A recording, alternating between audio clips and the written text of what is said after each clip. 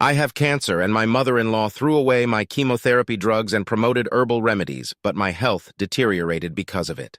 I, a 31-year-old man named David, am currently dealing with numerous issues, with Diana being the most problematic.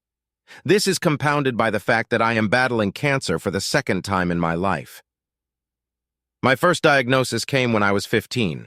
I fought bravely and managed to overcome it. Life was calm and peaceful until recently when a routine health check for my job turned my world upside down. At 31, I found myself facing cancer again. This time it was rectal cancer, entirely unrelated to my previous illness. Though it is only at stage 2, my oncologist Dr. Anderson warned me of its aggressive nature, emphasizing the need for swift action to prevent it from escalating to stage 3 or beyond. The news was a crushing blow, as it felt like a relentless force was determined to see me defeated. Anyone who has faced cancer or known someone who has understands the immense physical and emotional toll it takes. After undergoing surgery, I was set to begin chemotherapy. The doctors prescribed oral chemo, which I could take at home, requiring hospital visits only for periodic blood tests and scans. This arrangement was a relief, as daily hospital visits would have been too taxing. I am currently on sick leave from work, and the treatment has left me significantly weakened and noticeably thinner. Before this, my wife Emily and I shared household chores equally. Nowadays, my energy levels are all over the place, with some days being better than others. However, immediately after each chemo session, even the simplest tasks become overwhelming. Despite my efforts to contribute, Emily has been incredibly understanding, reassuring me that my sole focus should be on my recovery. One afternoon, Diana visited, fully aware of my diagnosis. I was lounging on the couch trying to rest while Emily was doing household tasks. Diana approached me with a distasteful look, exclaiming, "Look at you lounging around as if you are on vacation. Are not you ashamed? A grown man lying down in the middle of the day while your poor wife works like a slave." I explained to her how I just had chemo and was not fit to do any work. She scoffed at me and said, "You cannot cure yourself with those toxic chemicals. Only natural products work." Later, Diana cornered Emily in the kitchen. Though I did not intend to eavesdrop, I could not help but overhear their conversation. Diana ranted, "You should not let him take that poison. It is killing him. If it was not toxic, he would not feel so awful. Doctors today are clueless. You need to try herbal treatments instead." Emily, recognizing Diana's ignorance, quickly shut her down, warning her to stay out of matters she did not understand. The following day, it was time for my scheduled chemo dose. I prefer taking it in the morning to feel better by evening and sleep more comfortably.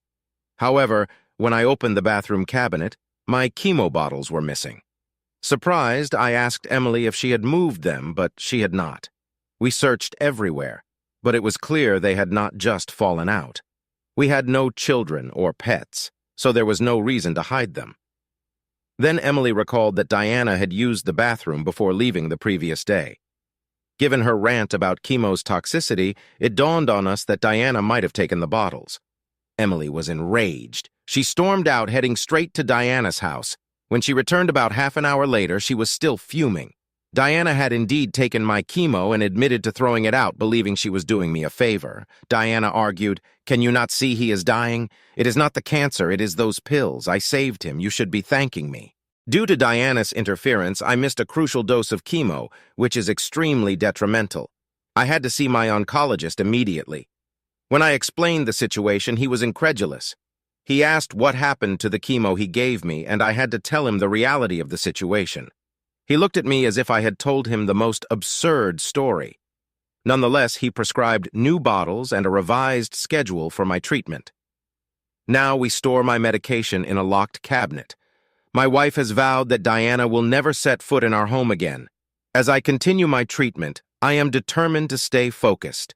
Each day brings new challenges, but the turmoil caused by Diana's interference is something we could have never anticipated. The physical toll of chemotherapy is immense, but dealing with Diana's meddling adds a layer of stress that is almost unbearable. A few days after the incident, Diana showed up unannounced at our doorstep. She was clutching a bag filled with various herbs and teas, insisting they were the cure I needed. My wife, seeing red, refused to let her in. Diana stood outside, shouting about how we were ungrateful and that I was going to die if I continued the toxic treatment. The commotion drew the attention of our neighbors, adding to the embarrassment and stress. We decided it was time to take action. My wife and I sat down and wrote a formal letter warning Diana to stay away from our home and to stop interfering with my treatment. We hoped this would be enough to deter her, but we underestimated her determination. The next week, while my wife was out running errands, Diana somehow managed to sneak into the house. I was in the bedroom, too weak to get up, when I heard the sound of cupboards opening and closing. By the time I made it to the kitchen, she had already rifled through our medicine cabinet. She had taken all the new chemo bottles and was about to leave when I confronted her. She yelled at me, insisting I was killing myself and that she was saving my life. In my weakened state, I could barely argue. She stormed out, taking the medication with her. When my wife returned, she found me distraught and the house in disarray. This was the final straw. We called the police and filed a report. They took our statement and assured us they would handle it.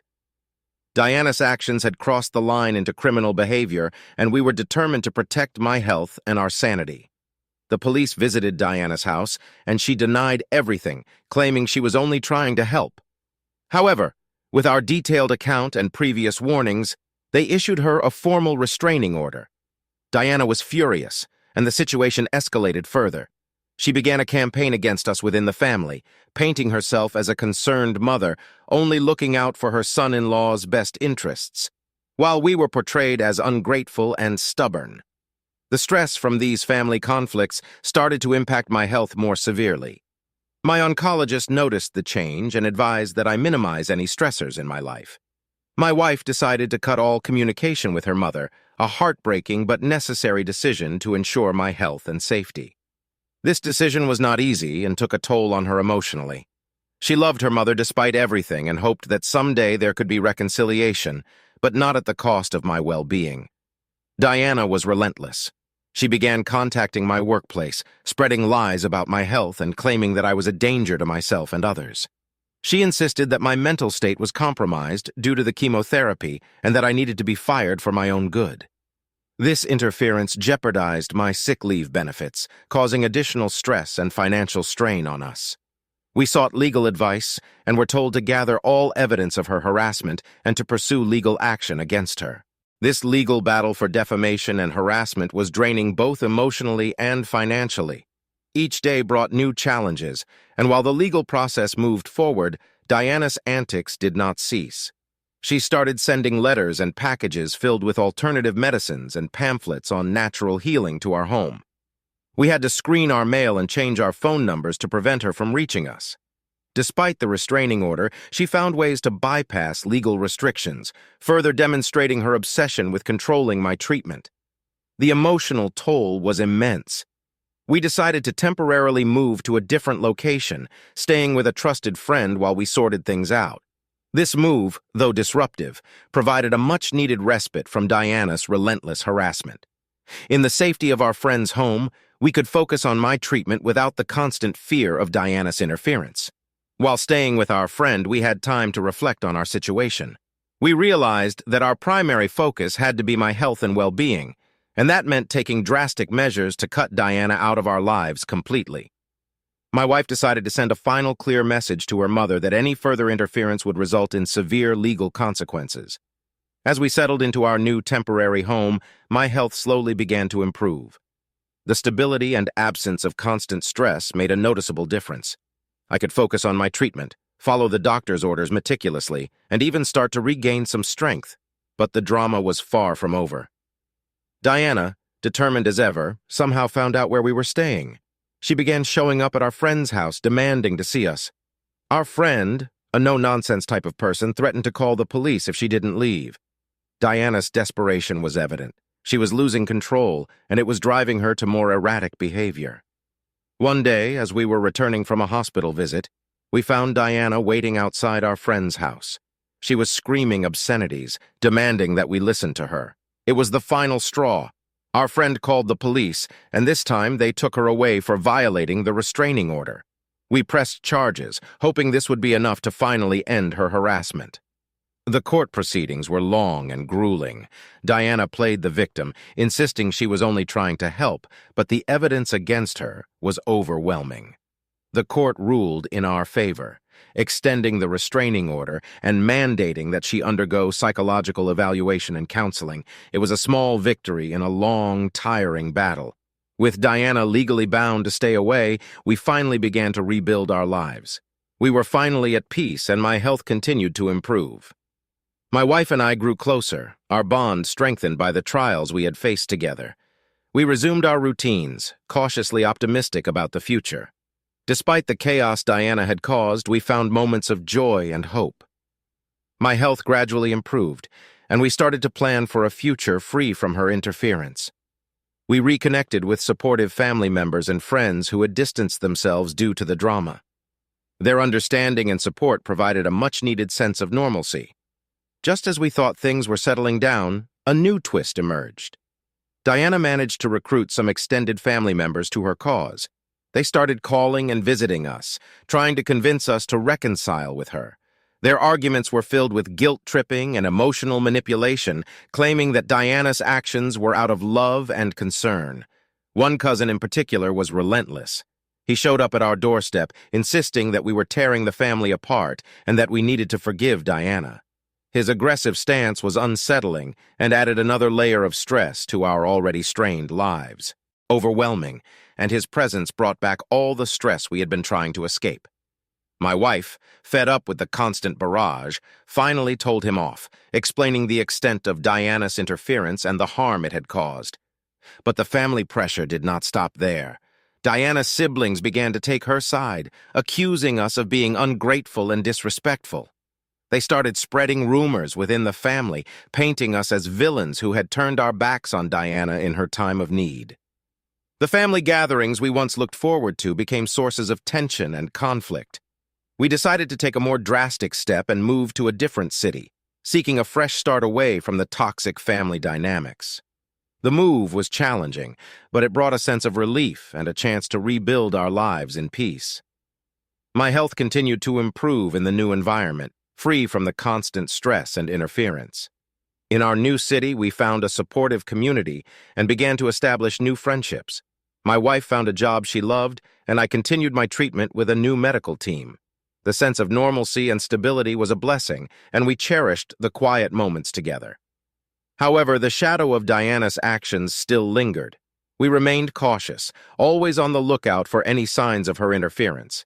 Despite the distance, she continued to find ways to reach out, using social media and other family members to send messages. We ignored them, focusing on our healing and well-being. One day, we received a letter from Diana claiming she had changed and was seeking forgiveness. She wrote about her regrets and how she had undergone counseling to understand her actions. My wife and I were skeptical, given the history of manipulation and deceit. We discussed the possibility of reconciliation, but decided it was too soon to trust her words. As my health stabilized, I began to reflect on the journey we had been through.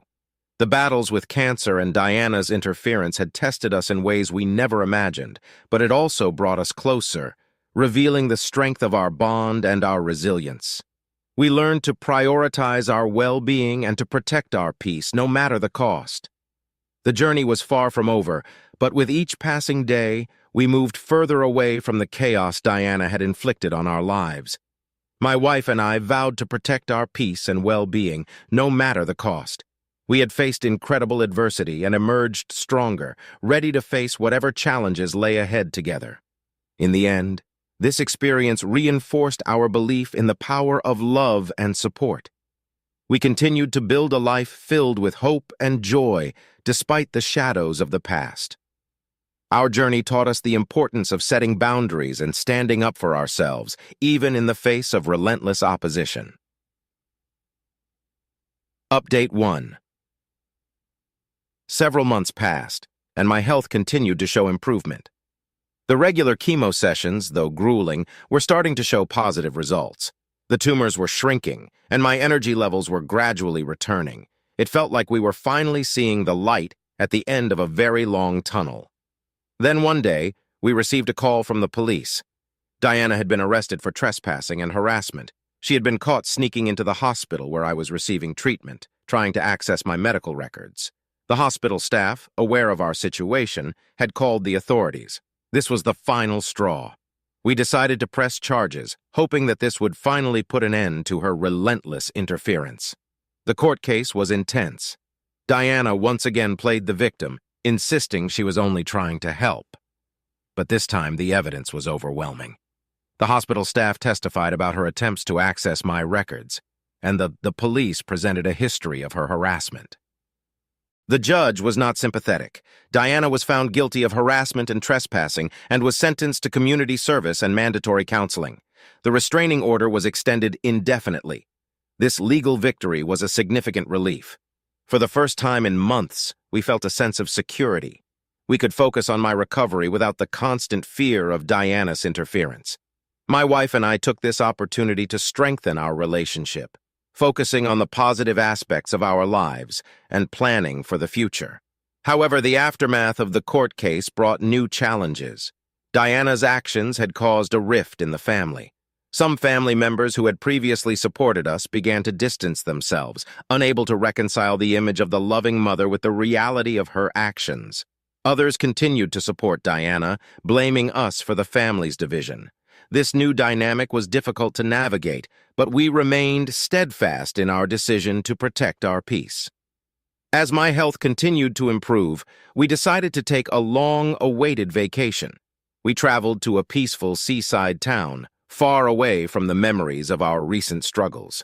The fresh air, the sound of the waves, and the serene environment provided a much-needed respite.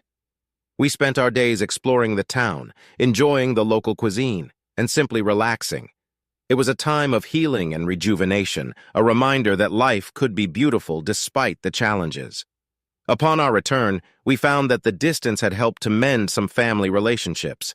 A few relatives reached out, offering apologies and expressing their support. These gestures, though small, were meaningful. We appreciated the efforts to rebuild trust and mend the broken bonds. However, we remained cautious. Diana's previous actions had taught us to be vigilant. We maintained the restraining order and continued to screen our mail and calls. Trust, once broken, is difficult to rebuild, and we were determined to protect our newfound peace. As the months turned into a year, my health continued to improve. The cancer was in remission, and I was gradually returning to a semblance of normalcy. My wife and I celebrated this victory with a quiet dinner, reflecting on the journey we had been through.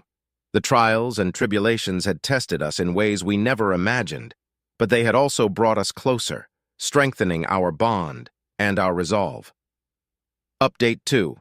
Just when we thought we had left the worst behind, a new and unexpected challenge emerged.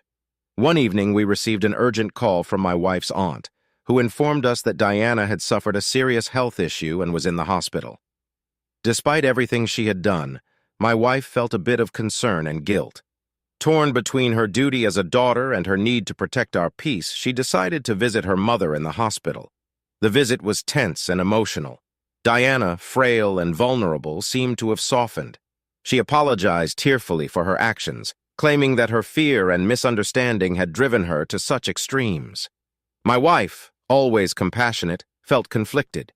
Could her mother's remorse be genuine, or was it another ploy to regain control? We decided to proceed cautiously. My wife maintained limited contact with Diana, visiting her occasionally and ensuring she was receiving proper care. However, we made it clear that any further interference in our lives would not be tolerated. Diana seemed to accept these terms, and for a while there was a fragile peace.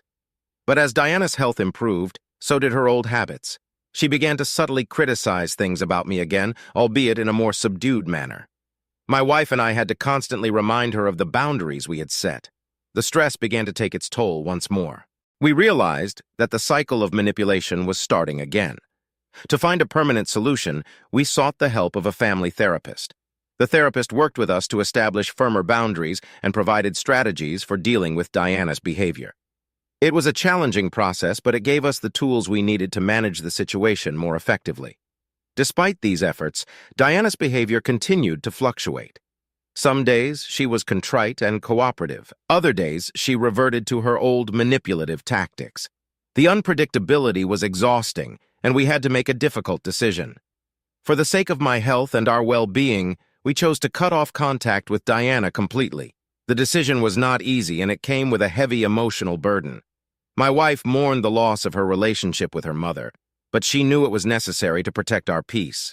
We focused on healing and moving forward, building a life free from the chaos that had plagued us for so long. As time passed, the wounds began to heal. We found joy in the small moments, celebrating each milestone and cherishing our time together. My health continued to improve, and we embraced the future with hope and determination.